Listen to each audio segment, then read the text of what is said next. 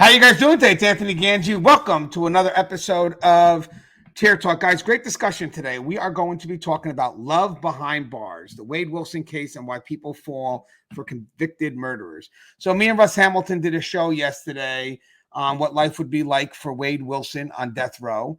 And in the comments, you have a lot of people right now saying that they love him. Maybe it's a physical thing. I don't know, but they are in love with this murderer. If you guys don't know who Wade Wilson is a man who strangled two women out in Florida and is now serving the death penalty for both. Guys, in yesterday's video, I do apologize. I was reading an article. The article had a bit of misinformation about the summary of who Wade Wilson was. But again, that focus of the dialogue was about death row. Me and Russ really worked hard on trying to get the information that falls within our expertise.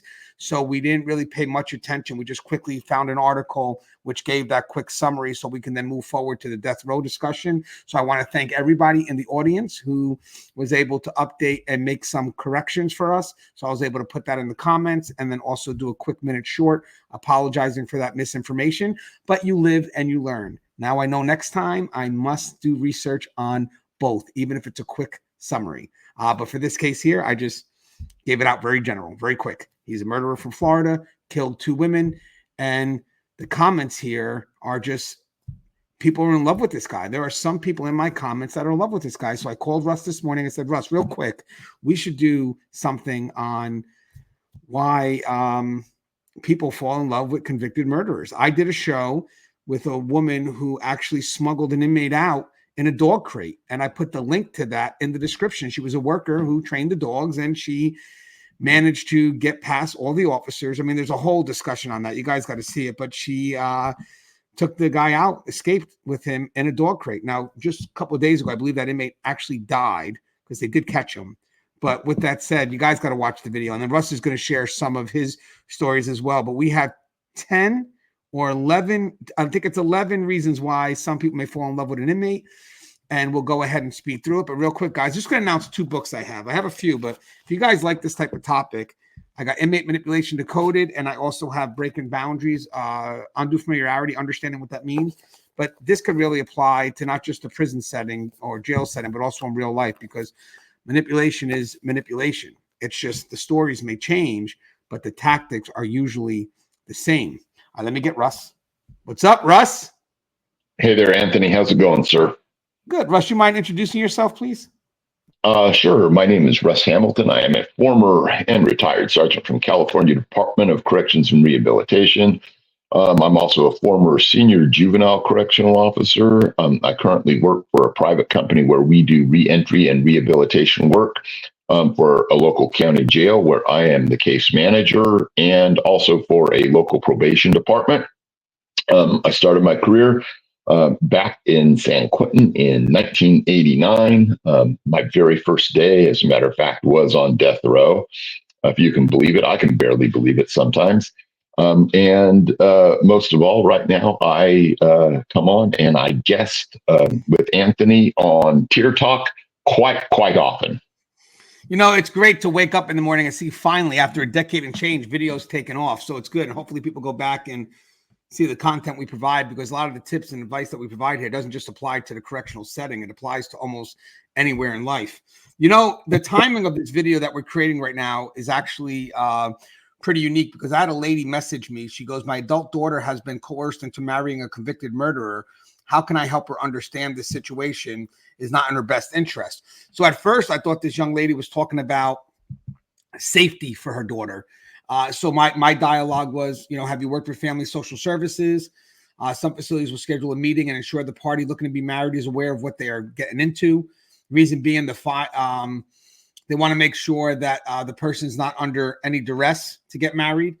And they sometimes also let the person know how they committed a crime. That's another thing real quick, guys. A lot of times we fall in love with these convicted murderers, the people outside, not us, just in general, the people outside. And they may have an understanding of what they've done, which in general is this is the crime they committed. But what they don't know is the details of how it's done. And there's a big difference, right, Russ, between what someone has done and actually knowing the details of what they've done, the how. Yeah. You know, if you've And I have no reason to expect very many people watching this have, ever picked up a file on one of these guys. I certainly have. I've certainly been aware, of what some of these guys have done. And truly, even with, as rough and tumble as I like to think I am, some of the things have stayed with me and bothered me to this day. One of them specifically, Lawrence Bittaker. He's well known within FBI circles for an audio tape he made of his victim. And Lawrence Bittaker was on my tier at San Quentin, and it was just horrifying to read what he did and how he did it, and it changed me, and it's something I carry to me with this day. I don't think that some people have a real appreciation of what the reality of a crime is like. It's these guys; they're not misunderstood. They're not geniuses. They're not, simply like, trying to find love in return. These people are the lowest of the low of the base of humanity, and I think people should appreciate that. Whatever your feelings are on the death penalty, these people, they got there for a reason, and I was around hundreds and hundreds of them. I think that what I have to say carries a little bit. Yeah, and guys, for some people that think that's on the stream, like Russ said, we work around them. Doesn't affect with our dealings. We still remain professional, but part of that professional boundary is understanding what they've done and then how to balance that. This allows us for not getting too close. So, that's one of the things that we're taught. We're taught that, hey, always remember not even who you're dealing with, but what you're dealing with. Because they'll try to get you to focus on the who. Your job is really to focus on the what, which is the actions that define them in that moment, especially if it's an extreme moment, like someone that would be put onto death row. So the young lady says her daughter's 34. She didn't get a chance to contact like the department itself, but I told her sometimes what we do in general, which may be a practice nationally, is you bring the person in that's looking to get married to this individual and just kind of give them understanding to some extent of what they're stepping into. But the more important thing for that meeting is to make sure there's no marriage under duress, because now remember, guys, when this marriage is being done, the state has a right to know some specifics because they're the ones that are conducting the marriage. So they do a lot of fail safes just to make sure that this person truly wants to marry this individual, but if this person truly understands who this individual is and what they've done. So I wrote back. She goes, I asked if the person's still in prison. That was the key first. She goes, yes, he is. Okay. I said, okay, usually a facility sets up a meet with the person who's requesting to be married. They're supposed to ensure that the marriage is not being done under duress. I don't know if the facility he's in does that, but I know that dialogue could be very eye-opening, because if they are very upfront with who the person is and what they have done, it's an honest dialogue, not always meant to deter the marriage, but to give the person an understanding of who they are choosing to marry, which also includes someone that will not be able to provide for them and how needy they can be. That should be done before the marriage is permitted. But again, you'll have to follow up with the facility to see if that is something that they offer. We also like, in general, we also like to get some input, right, from the person who's getting married to see who they think they're marrying. I mean, so to see if they are selling this person a bridge on who they are, what they've done. But one of the key things we also mention in general is, do you understand what it's going to be to marry someone who's behind bars and how needy that can be, how needy they can be, but also how it can limit your life. Right, Russ? I mean, that's something that definitely they need to be aware of. Inmates behind bars can be very, very needy and very demanding. I mean, I would hope that a person would, go from point A to point Z and think things through all along.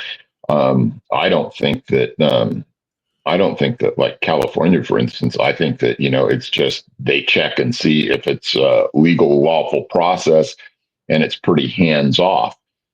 I think in this situation, the mother's very rightful to be concerned about, what could go on with their daughter. I mean, there are aspects of safety, but I think more to the point, though, it's probably actually more an issue of mental health for the daughter. There are some reasons, probably some unhealthy reasons that she's decided to do this, and that she's, clinging to these things.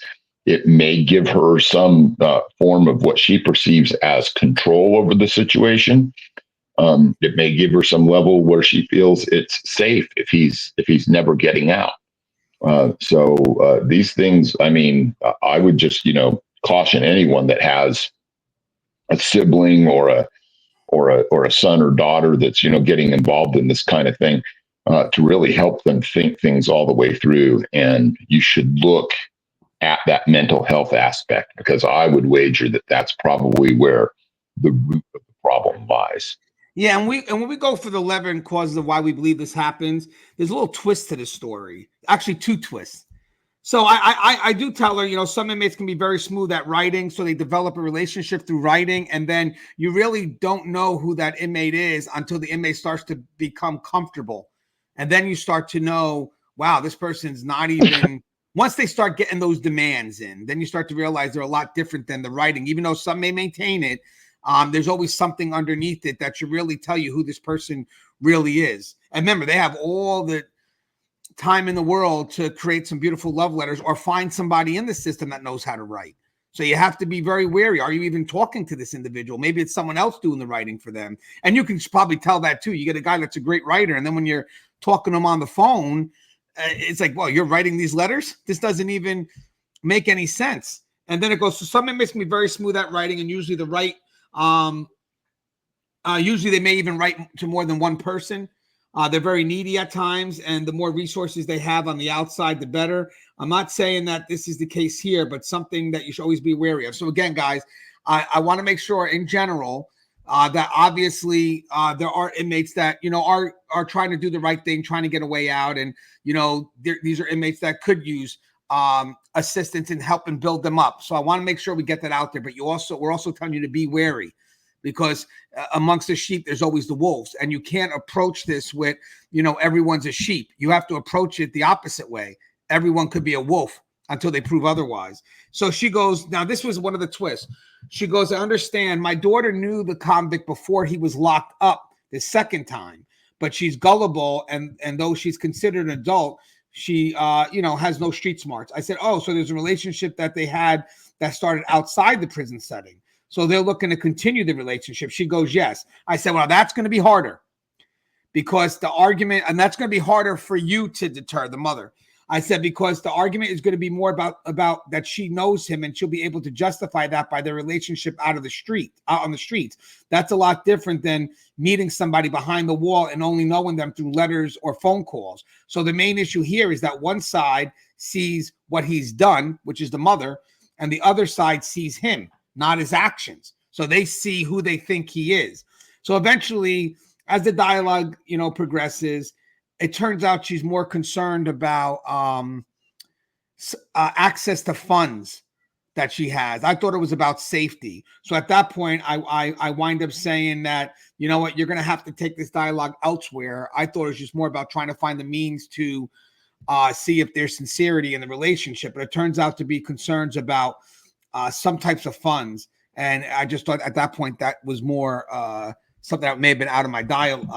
But there's so many things. It's motivational and goes to manipulation, though. Obviously, if he thinks if he thinks that, hey, man, this is my ticket to ride, And that's a good point. And that's something that now she has to talk to her daughter about. But I will say this: I tell the mother this later on. I said, listen, she's 34, right? So now this is a crazy thing to tell someone who, a mother to her daughter, because same thing as me. I have two girls, so I know this ain't easy to say, but you have to realize something. When they get past a certain age, you're no longer giving them directives. You're giving them advice.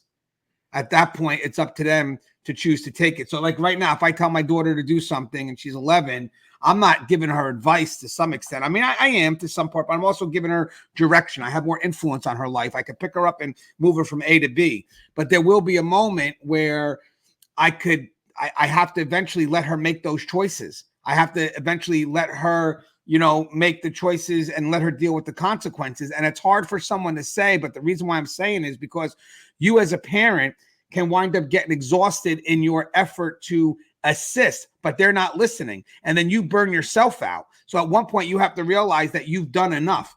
I've given this person enough advice. At this point, they have to make their own decision. A lot of parents sometimes get caught up in the fact that if the person doesn't make the right decision at 34, somewhere along the line, they may feel a level of responsibility. You're not responsible for the outcome when they're 34 years old. You're responsible for your effort for them to choose the right outcome. So again, you got that shift from directive to advice. And at one point, you got to realize when she's 34, you're not giving out directives anymore. You're giving out advice. And if she chooses not to take it, that's on her, not on you. But again, easier said than done, because I could see myself as I get older probably doing the same thing. I just figure it's just good knowledge to have there. Would you agree with that, Russ?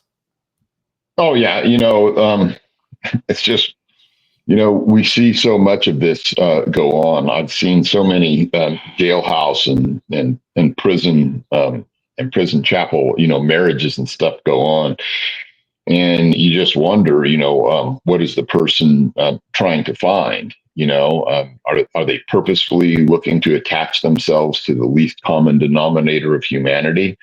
And that's always my question. Why aren't we trying to reach toward the highest we can achieve in our own person and our own values? But maybe I wax a little too philosophic on those things, but I'm not always a knuckle bragger. Well, no one says you are. Someone actually just messaged us now. Have you ever dealt with Richard Ramirez? You said yes. We'll do a show on that later because Russ has brought that up a few times. So real quick, guys, we're going to quickly discuss why do people fall in love with convicted murderers. And again, I think there is just this fascination that the individual, I guess, I don't know if it's the attention they're getting, what it is. I don't know if they're really connected to who the person is, because they don't really know who the person is, or they're connected to something else, maybe a level of fame, or maybe it's something inwards. So here's a couple of things me and Russ are going to toss, and we have 11 reasons or 11 causes why we think people may fall in love with convicted murderers. Now, mind you guys, this is not all inclusive. I'm sure people could also add to the dialogue. So please do, because me and Russ can maybe revisit this again. And guys, as I said, I do have books on manipulation and stuff. So some of this will fall into that. But right off the bat, we got to say this. Now, I know this may sound crazy because it may be a little bit of an oxymoron here, but when we say convicted murderer, the first thing that people may think is, wow, that's got to be dangerous. A convicted murderer? Who would want to fall in love with a convicted murderer because it's dangerous? Well, I'm going to start off by saying it's actually safe. Go ahead, Russ. You want to elaborate on that, sir? Yeah, I mean, this is, one of the things I pointed out, and I guess Anthony already had this in his bullet points. But, what's safer than a relationship where you never get to be alone with the individual? What's safer than putting yourself and talking to this individual and having interactions with them in front of armed correctional officers who are sworn to keep you safe. This is a situation where they never have to worry about being, beat up or strangled or killed, which for some of the women involved in this may have been their experience in the past. And so sometimes, it's the familiarity of the same sort of experience, the same sort of person. I deal with this a lot with, in reentry and rehabilitation. And so for them, though, in this case, because the person's never getting out because they're doing a life sentence or they're on death row, why not? And it gives them an absolute safety net where they can feel, confident in that.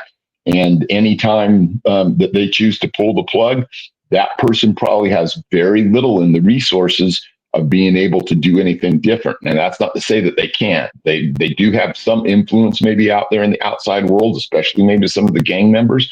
But for the most part, that woman or man in that situation that has undertaken this type of relationship, they're in the driver's seat. So it's relatively safe. Yeah, and I want to also mention too, you can also, when you see the dynamic of the visit, maybe let's say the inmate's not on death row, but they're doing serious time and they're in GP, so we don't expect the person to get released.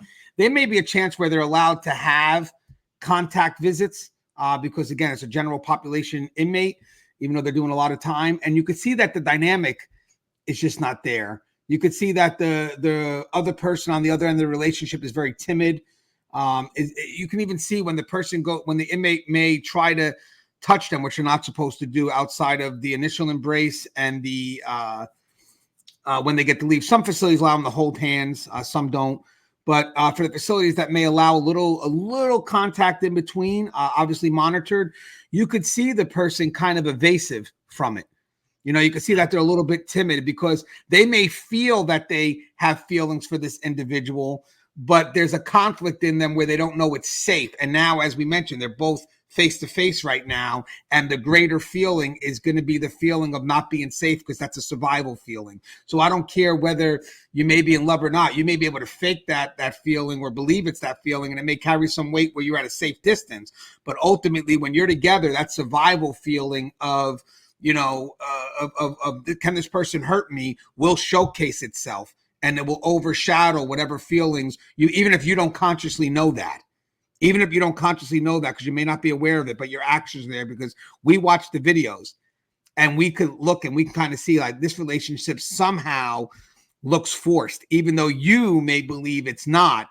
Somehow along the line, there's something in your body saying it's not right. But I love that. It's safe. And to some extent, it is. So that was a good first one. So the next one I got, Russ, and let's just get this one out of the way. Desire for fame and attention. How does that play out, Russ? So, human beings being what they are, some of them, crave attention and so forth more than some others do. There tends to be, some things like, histrionic personality disorders where people will stir things up in order to draw attention to themselves. They want attention, even if it's negative attention. And so, or even if it's antisocial attention, because I would say that in the social network, this is definitely what we might perceive as some sort of taboo, although people sometimes make allowances for it because it's true love or whatever else kind of bullshit that they want to put on it. So that desire to be in the limelight and to receive attention for it, tends to, drown out all of the other things that should be saying, danger, danger, danger. Even though we talked about it being safe, there are still a lot of dangers in these things that you can't always see ahead. Not all of them are physical. Some of them could be financial. Some of them could be emotional. Some of them could be, mental. So that tends to be the clarion call in a lot of these situations that you'll see these people end up in where, they want to take a little piece of the limelight on that person and have it shine on themselves. And that's why you'll see, some of these people like Richard Ramirez was one. We just brought him up a little bit ago. And that guy, he would get a lot of mail. And so did some of the other psycho sexual sadistic killers for whatever reason. And some of them were very popular with the ladies, as it were. Yeah, and guys, obviously, if this is the main motive for the relationship, it's obviously very superficial. It doesn't have any depth to it. So most of the time, these are the ones that once they find out who this inmate really is, the fame tends to wear off. Because one is they could desire for fame and attention, right? But they also could be attracted to people that have fame and attention. It doesn't mean that they want the light on them, but just to say that, hey, I'm with this guy who's it could be just something that they want. But with that said, eventually the fame wears thin. If you look at celebrities real quick, look how fast their marriages last. It goes quick. You know why? Because in some cases, maybe the initial attraction is based on, their connection to the public's eyes and all this other stuff. But then eventually what happens is when you start to marry them, all that facade, it disappears. And then you start to deal with the person themselves and it runs thin really quick. Now, granted, there are some people that may want that relationship to get the fame, to not be in obscurity. And that again becomes superficial. Go ahead, Russ. Sorry. I'm going to say, and also there is the potential in some of these. I wouldn't say all of them, but certainly for some of them, the potential for money to come their way. A lot of these people, they can't get the proceeds of their crimes, so to speak, but someone who who has had some type of long relationship or intimate or semi-intimate relationship with a guy like let's say Charles Manson, for instance. There's a potential jackpot there in the road for them. So humans are easy. There's a limited number of things that motivate us, and money is one of them. Yeah, and guys, as I said, initially it is for superficial reasons, so it will wear thin pretty quick. One of the other we talked about in this, just real quick, the sense of identity with this, because if you have people that feel that they don't have self-worth, sometimes they'll connect to someone else's spotlight and they'll live off of that person's fame, and then eventually what happens here is they're trying to hope, like Russ said, to gain something from it, and to them that will be the meaning of the relationship. But as I said, these usually get exposed because eventually Wade Wilson, his fame, will die out. There'll be people less interested in him because there'll be another case that will pop up. And the only time you'll know about this guy is when there's an anniversary, So with that said, this is usually something that happens at the very beginning, happens right now, why it is moving, why it's moving forward. Not saying it can't happen later, but this is where you're going to get the biggest amount of people coming out saying that, they love him and all this other stuff because they want to connect to the fame or the attention that he's getting. So that's a good one. I also got, I hate this word, Russ. So romanticizing or romanticization of danger. This is the girls that love the bad guy. I mean, when they, what's funny is there's a great show on television, was on television, not no more, called Sons of Anarchy. It starred the guy, Charles Humnamar. I think that, I don't know how to say his name, but Charles, I forget his name, but I watched the show. And people, even though he was this bad guy, people fell in love with him. Same thing. I love The Shield, a great show back in the early 2000s with Michael Chiklis, who played Vic Mackey, who was a corrupt cop. And, you get conflicted because, he's a bad person.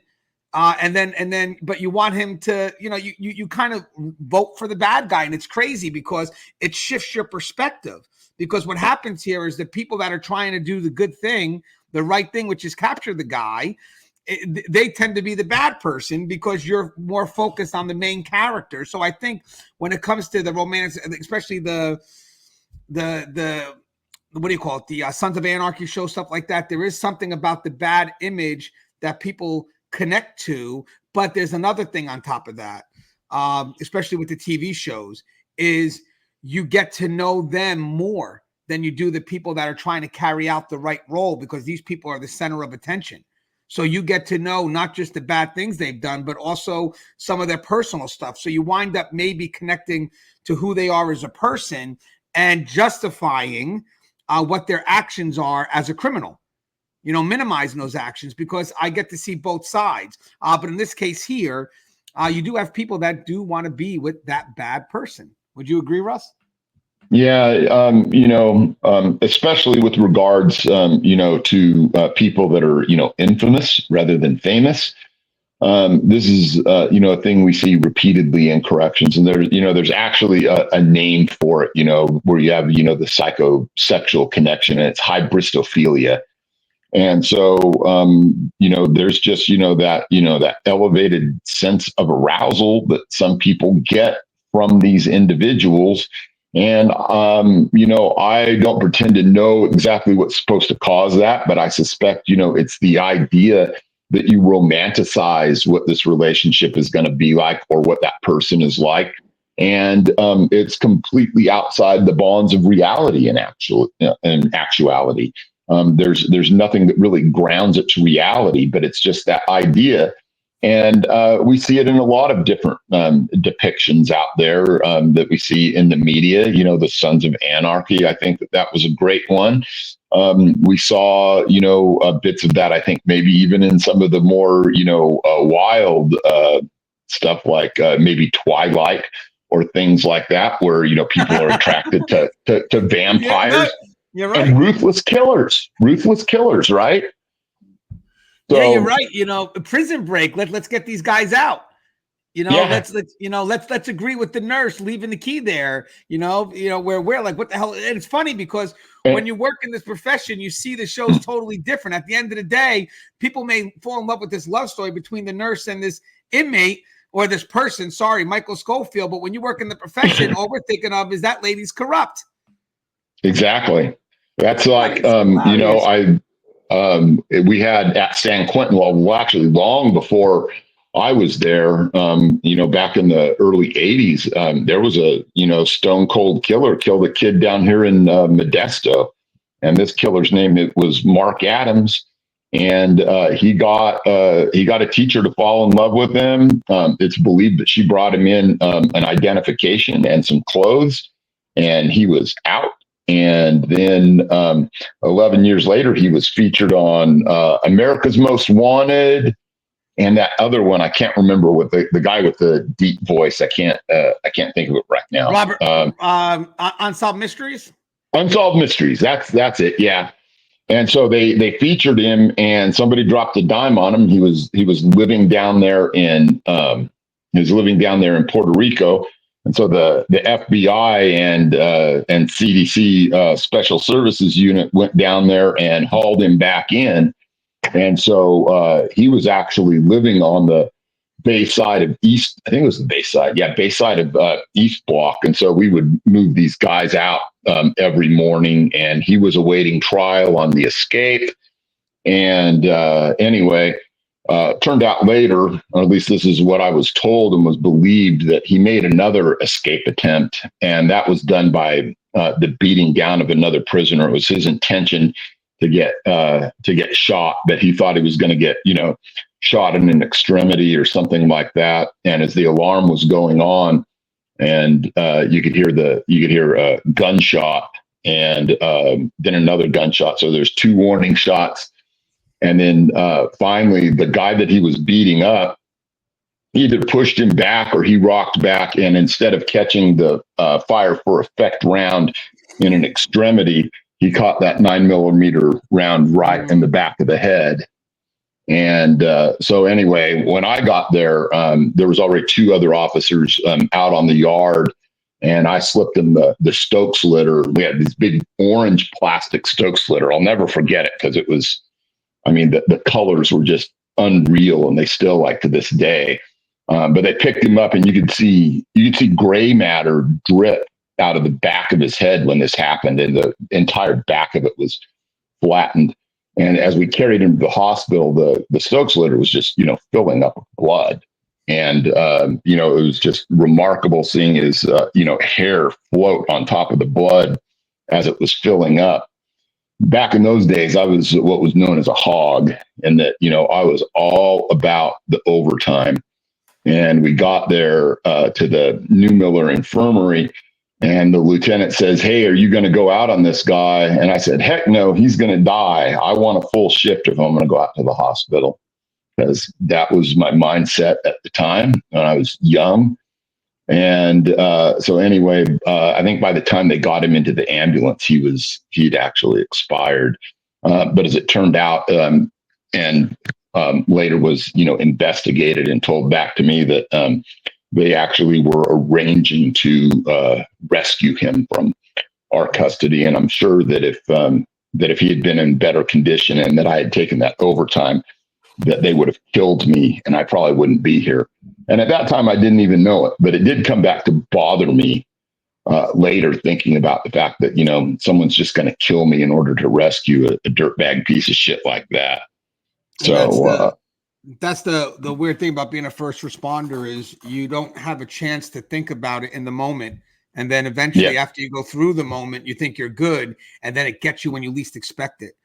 That's why it's always good to address those concerns, even if you feel you're okay, even if you feel you've gotten past it, because one day, all of a sudden, when you least expect it, it pops up out of nowhere. And you know what, though, I wanted to say, though, is that guy who killed and shot the one kid and shot another kid in that robbery. I mean, he was stealing beer from them with an AR, and so then later, CDCR, for good or bad, ends up taking his life. But his family, got, I want to say the settlement was either 2.3 or 2.5 million dollars, if I recall correctly. And, based on what, the kids that he killed, they didn't get any of that money. So, it was one of those things where I really felt, that was a gross injustice because, that guy, he was going to do the rest of his life in prison anyway. Nothing was taken from anybody. But I digress, and I'll get off my soapbox. But I just wanted to share that the fact that that was someone falling in love with a prisoner, and ended up in the end costing him his life. But it could have cost so many more of us ours if things had gone the way that they said they were, alleged to have gone. And there are some people, when they come to romanticizing the danger, they kind of get their idea of what that really is from movies, and they believe that there's a level of freedom, like very similar to Bonnie and Clyde, which people really got to read the story behind Bonnie and Clyde. I mean, sometimes people see them as this beautiful couple that, despite their actions, they were in love. It's like, guys, you're dealing with people that don't really care about anybody. I mean, for the stuff that they've done. But with that said, there are certain people that will validate. So basically, if I'm in love with someone who is a dangerous person, I will validate with it. I will support what they've done 100%. So we're partners. But then there's some that will either minimize or try to justify what they've done, which means that they're not in total. And I know this may sound crazy. They're in a weaker agreement. Let's just do it that way. Not as strong as someone who validates what someone's done. And I think what happens is, for the people that romanticize on the weaker side, where they tend to justify or give excuses for the behavior as opposed to validating it, because there is a difference there. They're the ones that wind up starting to realize, like, what the fuck did I get? What the hell did I get myself into? Because the people that really romanticize the danger and validate the actions of that individual also goes beyond just loving that individual. It says something about that person as well. Like, maybe they're just as bad or just as evil. But there are some people that get caught up with the bad person image, but they find a way to justify the behaviors because they're connected to the person and not what they've done. So you see a lot of women that even get arrested because they actually believe that the person behind the crime is actually doing things for right reasons. It's just he's misunderstood. Where you get some people that, but it's true. And then you get some people who outright support it. I mean, literally just support it. So again, and what I mean, the difference here is you either support it as a whole, or you minimize the support by looking to justify and give it excuses. So remember, that type of attraction has a high level connection where I think it's funny. Let's do it this way as I'm thinking about it. If you got two people that are extremely evil in their ways, they may connect to each other because of actions. So now they're in love with what the person does more than who they are. Because the moment that person stops doing what they do, that person's going to find someone else. But then you get the other person who's attracted to who they are. And they're looking to find excuses for the behavior that they've done. So they're trying to bring the person out beyond their actions. So again, if you have a relationship that romanticizes the danger, you got to look at it. Are you attracted to their action? Or are you attracted to the person? If you're attracted to the action, it's something about you. But if you're attracted to the person, you could be confused as to who this person really is. And you really have to start shifting and looking at their actions. So I thought that's just a good way to look at it. Now, this is unique, the need to save or rehabilitate. So I want to mention something. There's a lot of people that decide to work in corrections who have a helping role. So social services, chaplaincy, anybody that has help in their prescribed role, education, whatever it is.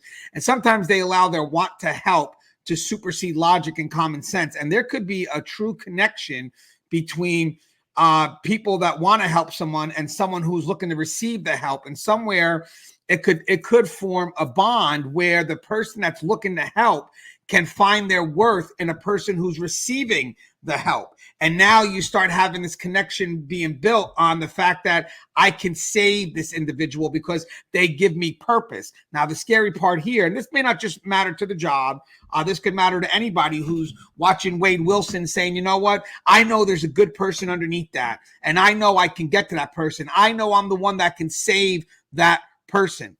This Hubris. is an issue. Now this is the big problem because what you want to save, this filter is going to leave you so vulnerable to manipulation, because what's going to happen is once that person realizes that you want to help them, they are going to become the victim. And that only brings the relationship closer together, because now the person is a victim of circumstance. And I'll just an example in the comments, you already have people saying, I can't believe he's going on death row, because what about what he went through as a child? All this, that's the victim card. And the problem is you wind up minimizing what they've done and shifting accountability, because they're no longer seen as the aggressor. Well, guess what? In this case here, this guy, Wade Wilson, or anybody that's going to convict, whatever it is, if they truly did it, they don't get the card to play the victim. That's not their card anymore. Again, Russ, sorry.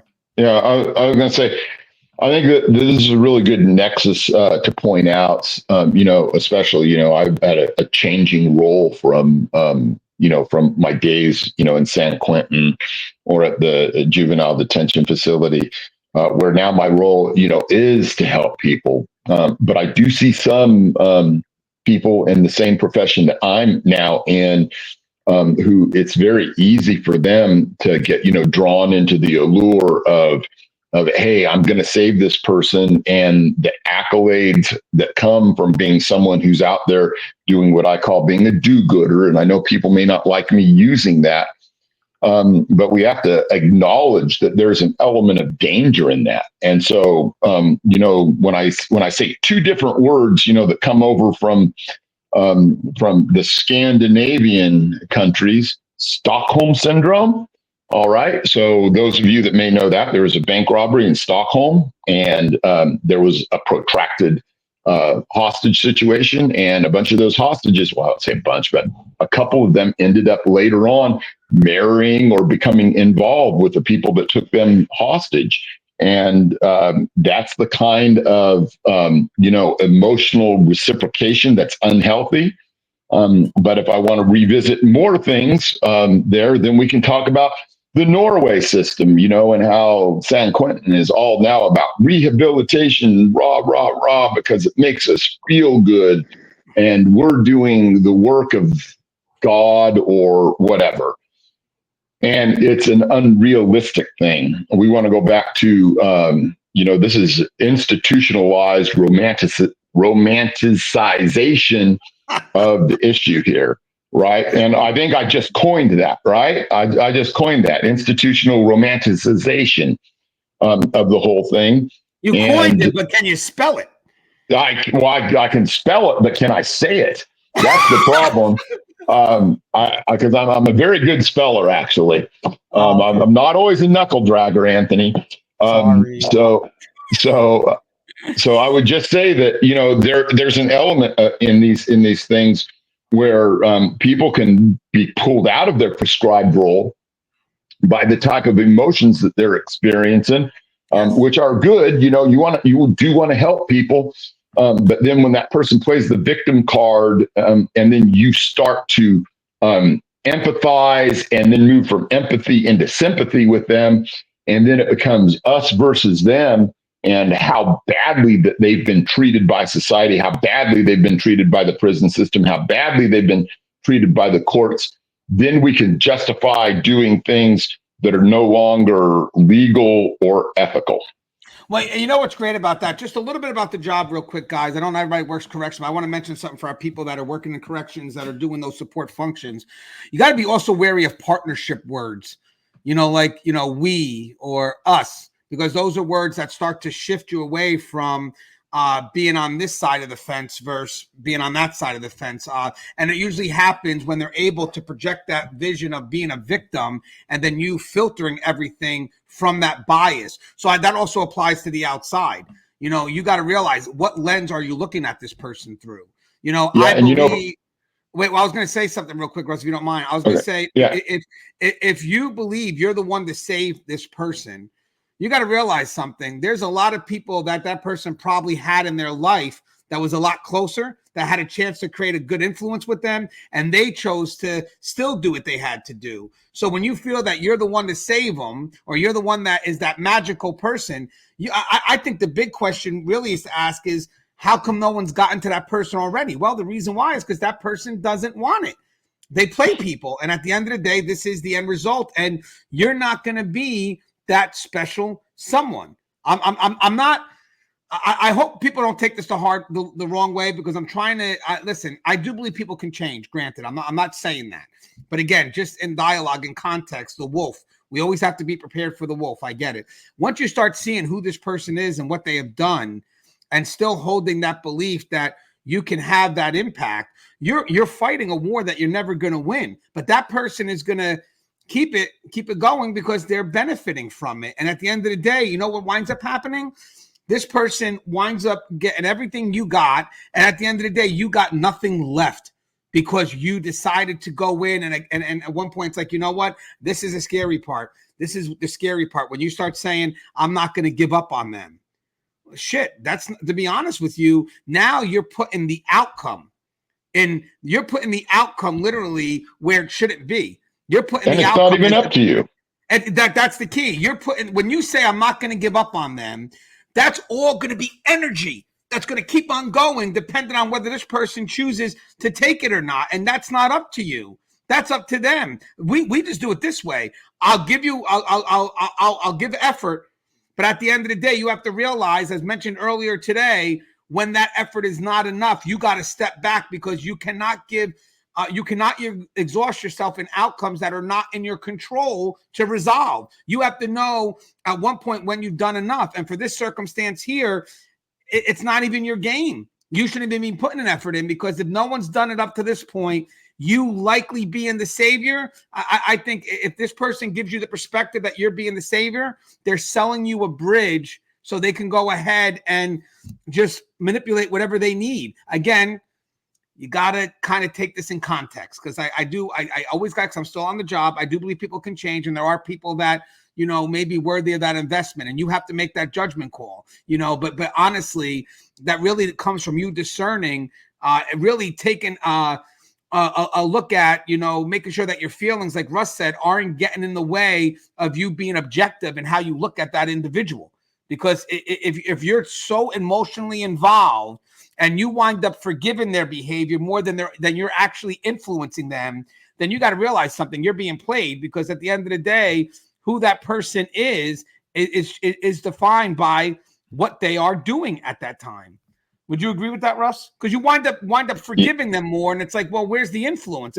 If you wind up getting to a point, we mentioned this before, where they do something foolish and they're able to justify it, and you start believing it, but it becomes a pattern. It's not a one-time thing. Then your influence is not working.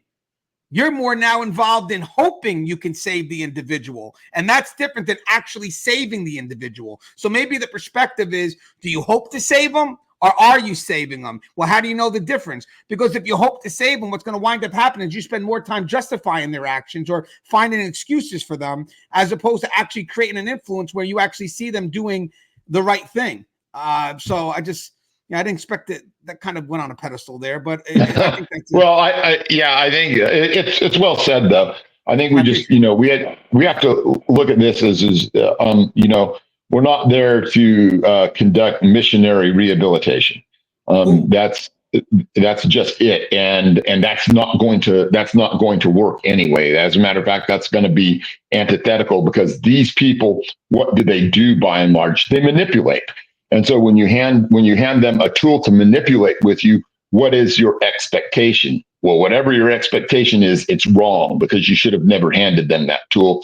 And I'll just end this with saying that, there are two different levels of this. There's the individual level with whether you want to call the person a therapist or a counselor or whatever. But then there's the more macro part of it, which is the institutionalized romanticization of this whole thing. And I think that we got to start looking into the dangers of this whole Norway model, and understand that it's much more closely aligned with perhaps things like hybristophilia and Stockholm syndrome than we would like to admit. Right. Now, the next one we got is low self-esteem and self-worth. So, guys, even in these books right here, let me just show you, Inmate Manipulation Decoded and Breaking Boundaries. I remember going on national news in 2015 when they had the Joyce Mitchell escape. And, you know, rumor was obviously she had low self-esteem. So a lot of these inmates, they have, they do a lot of reading. You got to give them books, obviously. And some of them could read books on psychology, whatever it is. And they really do know how to understand, the human, the us, our mind, how it works, but also situations, because we truly are defined by situations. Situations can pressure us, and we wind up showcasing who we really are based on the pressures of the situation. When it comes to low self-esteem and self-worth, you do have a lot of inmates that are able to manipulate, whether through letters, whether through direct contact, however it may start, whether through an innocent thing as a pen pal. I have videos on pen pals that developed in relationships where the person is basically saying, hey, I'm going to write to this inmate because I looked them up. I feel like they're alone, and I'm going to go ahead and write to them and try to help them out. But what they don't realize is, I think part of the reason why they want to write to them is also because they feel alone. And we'll get to that. And they do it to try to build a connection. So you already have someone that's vulnerable to begin with, writing to someone who's playing the victim. And then next thing you know, you get this exchange, which winds up, instead of being this professional pen pal thing where you're just meant to be supportive, the inmate starts, you know, through time, putting in little things there that wind up developing a relationship. And here's what winds up happening. You see the shift in the dynamic, because I'm writing letters to help you as an inmate, but then eventually we get personal and the letters switch to where you're helping me. Because now we've opened up this dialogue of personal exchange, and where I'm becoming vulnerable in an effort to share my experiences with you, to kind of tell you I get where you're coming from, and to let you know these are things I've been through. And then all of a sudden the inmate's like, hey, I got some information. Now let me go ahead and twist that around and tell me more about yourself. So next thing you know, you get this dynamic, and within a short amount of time, you get the want to support from the pen pal going one way, but within a couple of months or however long it may be, now you got the support, and the support going there, and you could see that dynamic. If you look at the letters over time, you could see how this person may go in trying to do the right thing, and then eventually it starts to shift because the person was vulnerable to begin with. But then you get some people who go in for the right reasons and remain that way. The inmate tries to make the shift. It doesn't work. The person says, hey, stay focused. This is about you, blah, blah, blah. And eventually the inmate stops writing them because they're not getting what they need. And again, that's not all the cases, but just in some cases where they feel they can't manipulate a relationship, the inmate will stop writing them because it's not the person that's professional is not allowing for any type of effort to circumvent what the main motive is. So again, when it comes to low self-esteem, if you don't know who you are and you decide that I'm going to interact with this inmate just to interact, maybe I can help them, they will shift it to the point where they're helping you. And here's the worst thing of it all. And I think this is the case with Joyce Mitchell. Joyce Mitchell fell in love with Sweat and Matt, maybe Richard Matt, one of the two. And the reason why is because they were smooth talkers, or the one, Matt was definitely a smooth talker. I think that was the main one. So what happens is when she goes home and she's having concerns with her husband, and her husband makes her feel less than what she's worth, she starts thinking about the job and about these two inmates, or about this one inmate who lifts her up. So she connects her identity to the positive thoughts that these inmates are giving her. So then when she goes back, she looks forward to seeing the inmate, because that inmate makes her feel like a woman. That inmate makes her feel good. So now the biggest conflict here is you're thinking of this inmate when you're at home. You know, now you're going to work and you can't wait to see the inmate. The inmate's got his hands on you. So I think for people that have very low self-esteem outside the prison setting, you got to be aware of that. I'm sorry. I mean, you got to be really aware of that. And then you got to ask yourself, what is this relationship really about? I mean, truly and sincerely, what is this relationship really about? Did I enter this relationship vulnerable to the point where I am going to now leave myself to the chances to be manipulated? Or am I going in this relationship with a sense of self-worth? And this is my last piece of advice for anybody on the outside. If you don't go into any relationship with a sense of self-worth, you will become that person that they want you to become. And that's just plain out there. You need to go into any relationship understanding who you are and what you want from it. You're the one that determines those lines. But if you go in with no sense of self-worth, no identity, and you're just looking to be built up, you will wind up connecting yourself to that individual because they just have the magic words. It's going to be superficial, and you're just and you have no idea who you are. And that person will eventually mold you into what they want you to be on their terms. And would you agree with that, Russ? Especially in the setting where we work. But what about on the outside? Yeah, well, this can work either way, but one of the things is they just look for a target. They look for that person with low self-worth, and then if they have the opportunity, what are they going to do? They're going to build them up, build them up, build them up, build them up, and keep that up for as long as they can, and then find a reason to pull that out from underneath them, and suddenly become critical, or they find a pretext for feeling offended. And then how does that person get back into the good graces? Well, then they have to cross a line. And it's as simple as that. Build them up beyond all expectation, cut the rug out from underneath, and then let them make the offer to cross the line, whether that's with, bringing in drugs or with sex or whatever else it's going to be. And so that's just, the way that it's targeted out. And that happens time after time after time because it works. Yeah, and I like to say some of these categories could also blend in with each other, because when you look to isolation and loneliness, I also kind of blend this in with it's safe. Now, granted, hear me out. I don't know if there could be some people that want to have a relationship, but they don't want to have that close contact with individuals. I know it sounds weird, but it's true. I don't know if it's paranoia, whatever it is, but I want to have a good relationship. But how do you define relationship? Maybe my relationship is just through communication. Maybe I'm not looking for intimacy in regards to physical intimacy. I just want someone I can talk to, from a safe distance, So with that said, you have some people that may believe that, hey, I can have a good relationship with someone because I'm not looking for physical intimacy at all. I'm just looking for someone I can communicate with. I'm just looking for someone that I can talk to. So with that said, it's safe at this point to maybe think that you can get someone from behind bars because there's no way that they're going to be able to get to you. So I think there are some people that, yes, they may want a relationship because they feel isolated or lonely, but there could be certain situations that they prefer that keeps them isolated and lonely. So with that said, you got to be able to figure out, like in this case here, like I don't want, let's say I may not want the physical intimacy. And I know that if I'm seeking relationships on the outside with people, eventually that's going to become a route that they want to take. Eventually, after a while, I'll give you an example. You could have a lady that's been married for so many years. She loses her husband. Let's say he dies. I'm going to use death in this one because I want to make sure that it's a situation where, it has a little bit of sympathy towards it, whatever. So he dies, right? So she's lonely. She's feeling alone. But she doesn't want to develop a relationship that, messes with the memory of her husband. So maybe I'm willing to communicate, but I'm not willing to have sex with anybody else. So, but I still feel alone. I'm an older woman.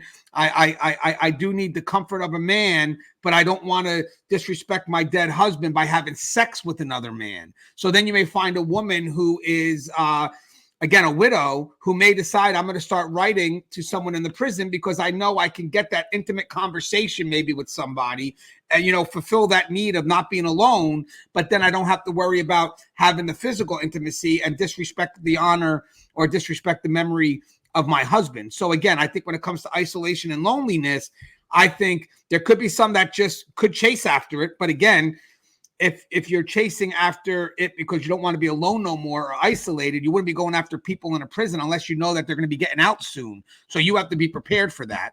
Or you could be chasing after it because you kind of want to be fulfilled with this communication side, but you're okay with not having the physical intimacy. What's your thoughts on that, Russ? Did I make sense there? Because I just thought of that. Yeah, it's that's just one of those things that's a powerful human psychological motivator. And connect. You're right, Russ. Hold on, you're right. It's the ability to connect, but can you control the terms of that connection? And I think that when it's in the prison setting, if the person's there for long terms, you can control how far you allow that connection to be. Where if it's more of someone on the outside, you may not be able to control how far that connection goes. So it's easier to maybe develop it in the prison setting, and it's already there. It's not something that you have to enforce. Right. And that just, goes towards, what the person's looking for. That's probably the single safest thing, that a person might get involved in. The problem with, our inmates, though, is they're always looking to manipulate things up to the next level. There's no satisfaction in that. They'll eventually cut that person out unless they are like-minded and like-motivated and, just want just that human connection. I don't think that we can I think we can make some very big, broad generalizations about inmates, but I don't think that we can, carry that to extremes necessarily. Right. And then this is a good one, Russ. This one is unique.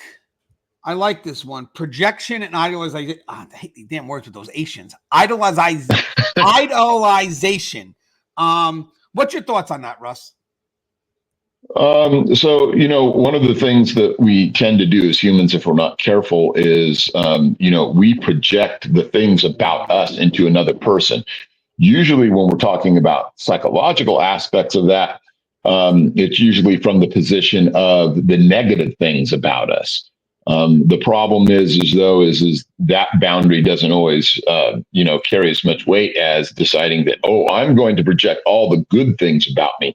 And this is what I talk about in a lot of the different things I do, because it's easy to think that an inmate will or won't do something, and that lures you into a sense of complacency with regards to it. Oh, this inmate, he's not going to take a shank and stab me. Well, why not? Well, because I would never do that to him. And so what we've done is we've taken and we've instilled our moral code into that individual with no justification for having installed it in them. And by installation, I only mean from the viewpoint of the way I view him. There's no real expectation that you even know what his moral code is. But that's what projection does for us. It leaves us vulnerable to how would I say this? It leaves us vulnerable to a reality that doesn't really exist, because we've decided that, we're going to accept their moral code because it's exactly like ours. And instead, it may not be. These people are really good at manipulating. They're really good at telling you what you want to hear. And so that projection can just become that way. And then we start to idealize it. And then that's where people can get caught up in the romanticization of it. And guys, this is good to mention, because you notice that we're saying projection and idolize, so basically you're projecting only the good things. So you wind up, you get this inmate that's committed all these bad actions, but you minimize. That's kind of what we touched on before, where you minimize that and you only focus on what they have that you may feel is good, or the potential of what you can make them into. And that can actually be, oh, go ahead, Russ, go ahead. I was going to say that's the problem with being a generally good person, is that you accept people at face value, and because you think that there's a level of reciprocity, moral reciprocity that exists, and it's just simply not true. Yeah, and guys, this is actually just for people out there. You have to ask yourself, and we kind of talked on this, but are you painting the picture of what you would like to see in that individual? And are you kind of doing that confirmation bias where you kind of only hold on to or let it stick the good things that you see and truly find a way, and truly find a way to minimize or negate the negative? Because in the end, this is the scary thing. If that person was to ever get released, because it could happen, you never know, you aren't prepared for that other side. And deep down inside, you may know that. I mean, I don't think it may be, we talked about this before. It may not be something that you may be consciously aware of, but your body subconsciously knows, because your body is not in line with your mind. You're sitting there thinking you're having an open relationship, talking to the person, but you're all closed off and, kind of just your body speaks in opposite. So sometimes you got to allow your body to kind of speak to your head. If you think you're developing this great relationship with somebody and, maybe consciously your effort to, believe these things, but all of a sudden your body speaks in opposite directions, that you got to be aware of that. I mean, I know I would, because we watch people all day. So I know when there's a disconnect. I know when the person's saying one thing and their body's saying something else. And what do I lean on? I lean on the body. And the reason why is because we have less control of that, especially the hands and things on the, the hands, the legs, all that stuff. If your body says one thing and you're telling me something else, the body language is what carries more energy. So, and again, the projection is one other thing about the projection as well, is that this is part of you truly understanding what they've done.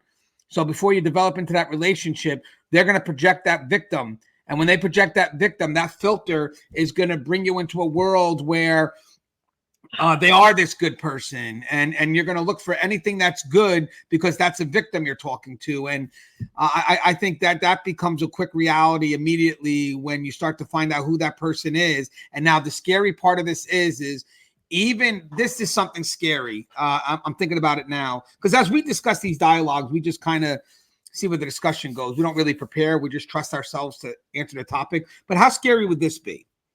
Is let's say me and Russ, usually we're COs together. But I'm going to say this time, Russ, me and you were lovers. Don't get mad. It's part of the scenario.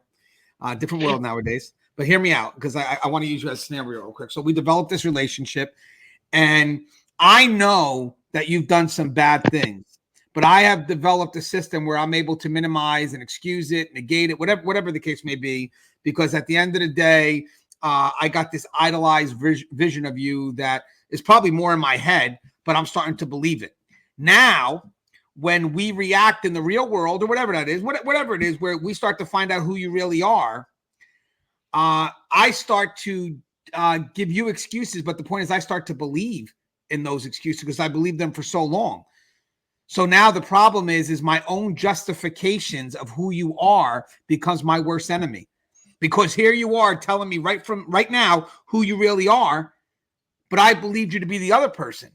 But now, even when you're showing me who you really are, what's the problem? Is I'm going back saying, nope, that's not who you are. No, that's always who they were. Like Russ said, that's always who they were. But now at this point, you're choosing not to believe it because the evidence is all in front of you right now. But you're going back and thinking that all your excuses were actually factual when they're not. They weren't reasons. They were excuses that were justified. And now that you believe it, now that you're dealing with this person and they're face to face and they're showing you who they really are, those excuses are going to be your foundation to stay with them. Always believing that this is the person that never was the person. Russ said something on the show a while back where, I'm going to try to not relate this to corrections. So let me see if I can lift Russ's quote for a bit of a higher level use or application. People, sometimes we believe someone is who they are, and then a situation happens and we believe that person, oh my God, they finally revealed themselves. In some cases, no, that's who they always were. You just didn't realize it. And now you have all this ample time to see who this person is, but you're stuck on the excuses of yesterday because you fed into it for so long that you can't pretty much separate who you want them to be with who they really are.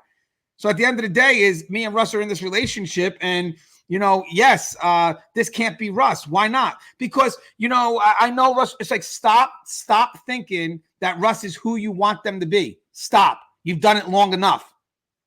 This is who they are. This is who they've always been. You just become complacent, if you will, it's corrections term, in living with believing that this is who he was because you've learned to give him excuses. So at the end of the day, I think that projection of idolization is a very big thing. Russ, what about this one, Russ? The curiosity of fascination with crime. That's oh my gosh.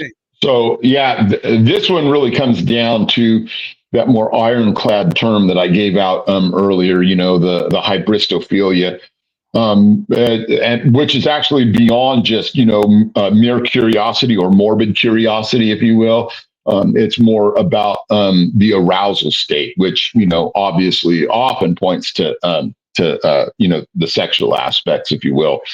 But a while back, I was in some of these true crime places, because I was, just checking it out and see what it was like. And, people really had a very skewed and jaundiced view of what your average serial killer is like. And, I've known a lot of serial killers. I've dealt with them. And they kind of have this view that, oh, this person is misunderstood, or they're a genius, or they're a tortured soul.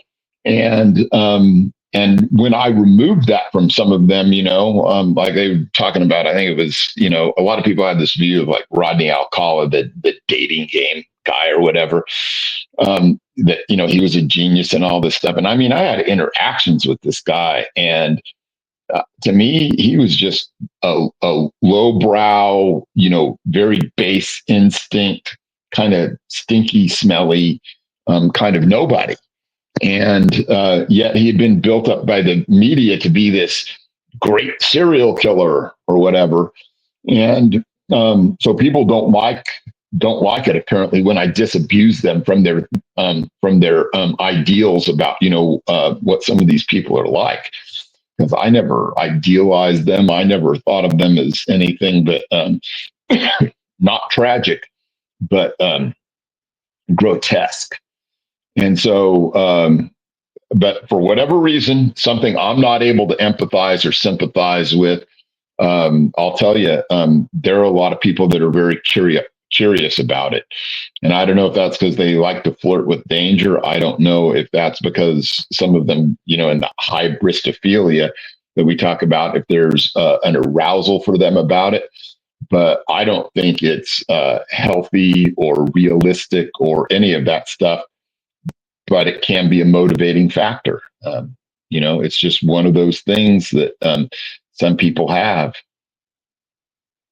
And guys, I gotta mention that obviously there's a rise in true crime. I like to think that when you approach true crime, you may approach with curiosity as to what happened. But maybe there is a boundary that you have to make sure for some reason, because it's crazy. You would figure that when you're watching true crime, the compassion would go towards the victims. But the problem is, in some cases where they have so many victims and you're watching it, you're going to be exposed more to the person who did it and not so much the victims, because sadly, if there's a lot of them, unless those that are truly affected by them, they become just a number. But the main focal point is going to be the individual who done it. So I think that it's the mere exposure or the frequency of, seeing this individual, and then what you allow in when you're seeing that individual. If you're watching shows and you start watching things on their backstory and their troubled life, and a victim's picture of who this murderer is, you do cross from empathy into sympathy, and then whatever sympathy could develop into, and I think that really starts to happen when you start to find yourself in a position where you defend their actions. And I would maybe even go so far as saying that you want to take it up a level. You want to take it up a whole level. This is where we cross into something a little unique, because I'm thinking of the extreme now. Imagine this. First, you watch it and you feel some compassion for the victims. But then you look at it from the objective of the human element. So now, okay, I feel sorry for the victims, but let's find a little bit more about this guy here. Oh, wow, look at the life he led. So now you're connected to his story of him being a victim of circumstance. Maybe he was raped by his father. Who knows? Whatever their backstory will be. So you start connecting to them. Now, obviously, you're more exposed to this individual, so you start to relate to his story. Then you use that victimization story or whatever that backdrop is as a way to start justifying what they've done, to kind of equate and shift accountability from this person, their actions. So basically, yeah, he killed these two girls, but again, this is not specific, just in general. He killed these two girls, but remember, he was raped. Whoa, stop, be wary. Be wary. Because you're given an excuse for something that he didn't kill his father. He killed two innocent people, let's just say hypothetically, that had nothing involved with that, But then it gets worse. There's another level above that. There's another level of giving excuses for it. So remember, when you're giving excuses, you're trying to give reason for the negative behavior. I think it's a very low-level defense. But then there could become the extreme where you defend it, where the victims are outright wrong. and somehow you try to blame the victims. Well, what were they doing at the club that night? Or how stupid could they be to go out with this guy when they don't even know him? Stop doing that shit. Because at the end of the day, maybe, we're not, I'll give you an example. You get a guy that kills prostitutes all day. And then some people will say, you know what? Well, that's what you get when you work the streets. So what they do is they shift accountability and put it on the prostitutes who are putting themselves in an environment like that. But watch out when you do that. Because when you start to do that, you don't realize what you're doing. You're minimizing accountability for the person who decided to kill them. So granted, I'm not saying it's a perfect scenario, and I'm not saying we got to be careful of the choices we make, but don't get to a point where you start defending the individual who's doing bad things by focusing on what the victims could have done better. Because that totally becomes a shift of accountability. Right? Would you agree with that, Russ? Does that make sense?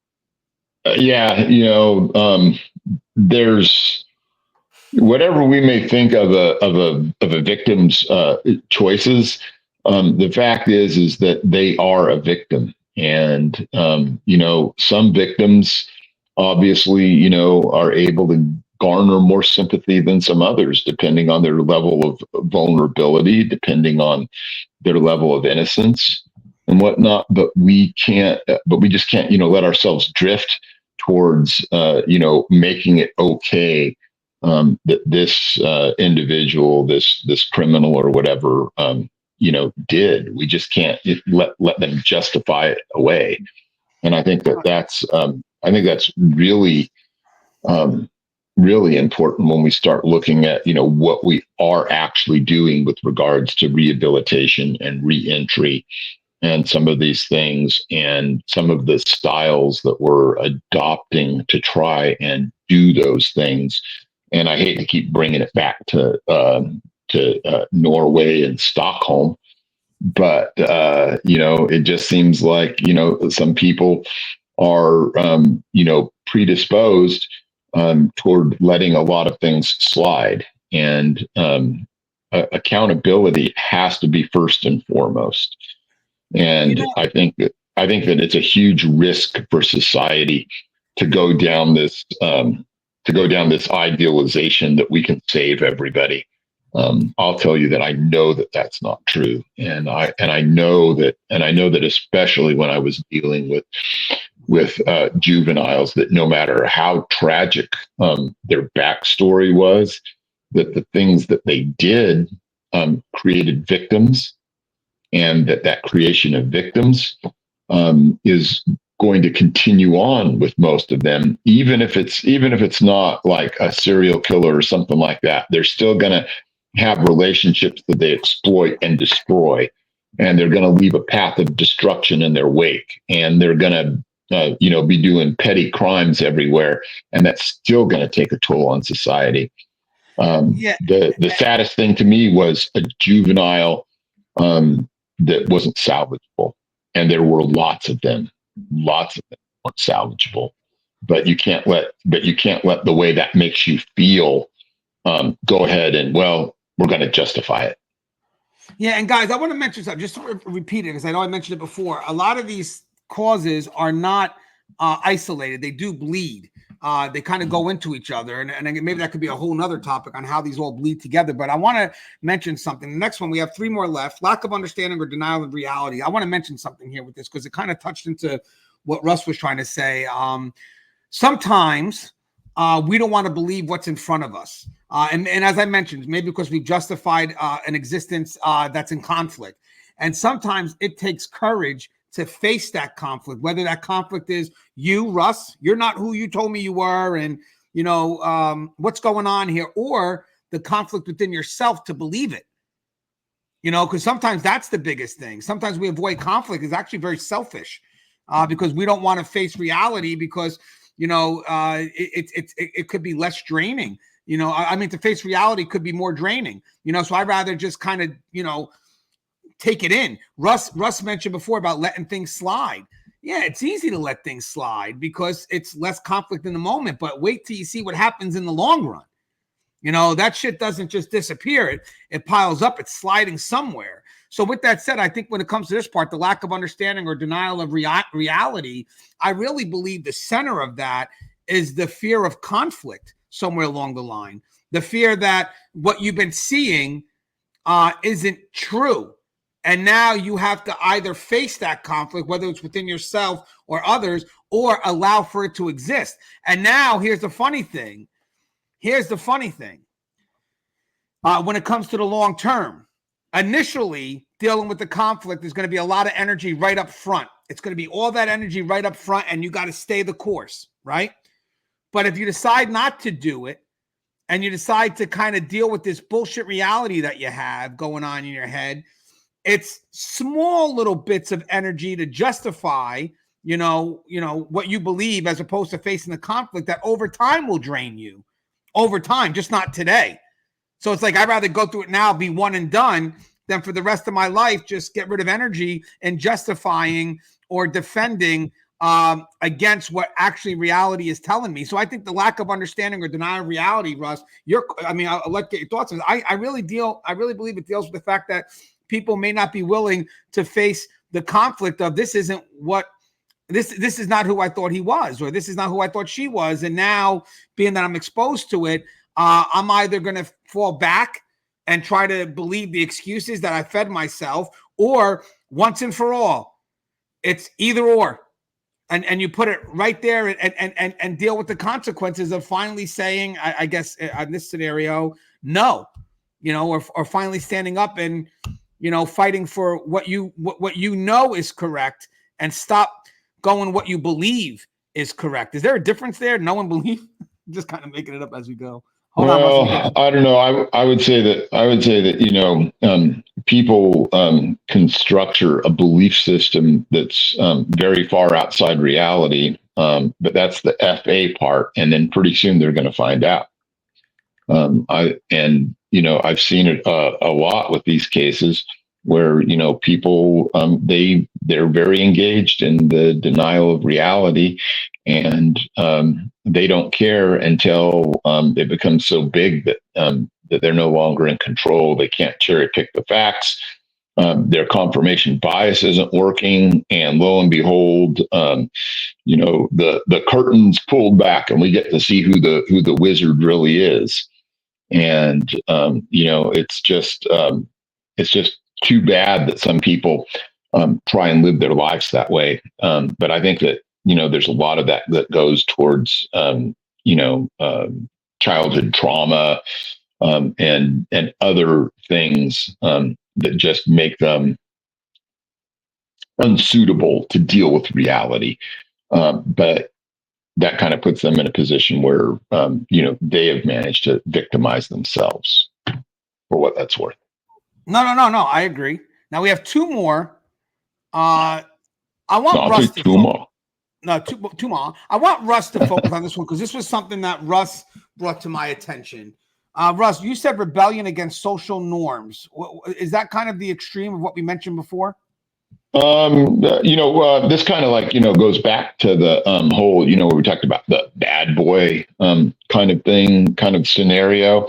When you see people who are engaged in things which are specifically designed to elicit, shock, in their family members, I think that it's a plea for help. But they may stave that off so long that they can never actually get help. They may stave it off so long that that something really untoward and very bad and evil happens to them, or they may end up destroying all of their relationships. And this gets manifested in a lot of different ways. In this specific one, a woman's going to get married, like we talked about the actual scenario that you were dealing with, to someone who's a murderer, a lifer, whether they're just doing life on death row, whatever. And you can bet that that's causing a stir in their family. Now, why they're doing that could be for a myriad of different reasons. I've seen people with, that just really stir things up because they're deep in that borderline personality disorder. Maybe they have an antisocial component to that personality disorder that just kicks it off even more. Maybe they're more like that person than we would like to admit. And the shock value is the reason for it, and to bring the limelight, And there's all those other personality disorders that may be bundled up with it in smaller or greater degrees. Narcissistic personality disorder, histrionic personality disorder, borderline personality disorder, antisocial personality disorder. But whatever the root cause is, it's that desire to look at the members in your family or society as a whole and say, hey, look what I'm doing. I'm being daring, or I'm being bold, or I'm being, antisocial. And yeah, so again, and that's a connection to the relationship on a very superficial reason, which either it can go two ways. It could build on its intensity, because it connects on the actions of both individuals, and it's truly not a deep relationship. It's just we're into same things. Or it could go the other way, where the person starts to realize the seriousness of what rebellion really is. What really is a rebel without a cause and all this other shit, and then realize that they've gotten themselves into a little bit too much. So I think that really is a relationship that's superficial. Either way it goes, but I still think it does pose a risk either way. You have two like-minded people that are just going to keep on committed to actions because that's what defines their relationship. So they're going to kind of keep one-upping just to keep the relationship going, however superficially it may be. Or you have the other end where you have the person that's like, well, and now they're trapped in the relationship because they're too scared to leave. So that's a good one. And then the last one, and I got the book on this, Manipulation and Control. This is pretty much the center of everything here, but you want to start off with this, Russ, to wrap it up? Yeah, I think that if you look, at the way we progressed from the beginning of this, just even talking about, the safe aspect, every bit of this does come back to manipulation and control on one side or the other. You can't just look at it from the position of some of these, death row lifer vermin that we're talking about. Some of it comes back to, there can be a lot of manipulation and control on the side of the person that's trying to get involved with them. But either way, we've kind of really defined here, the height and breadth and depth and width of all of this manipulation and control that happens, even at the institutional levels where I would say, like, some of these inmate advocacy forums and groups sometimes push for laws and policies and procedures that are really antithetical towards reentry and rehabilitation and safety and security. I mean, just look at some of the things that have happened in New York, where they've tried to do away with administrative segregation, as that check valve to keep everybody safe and make sure that people aren't running the institution through fear and threats.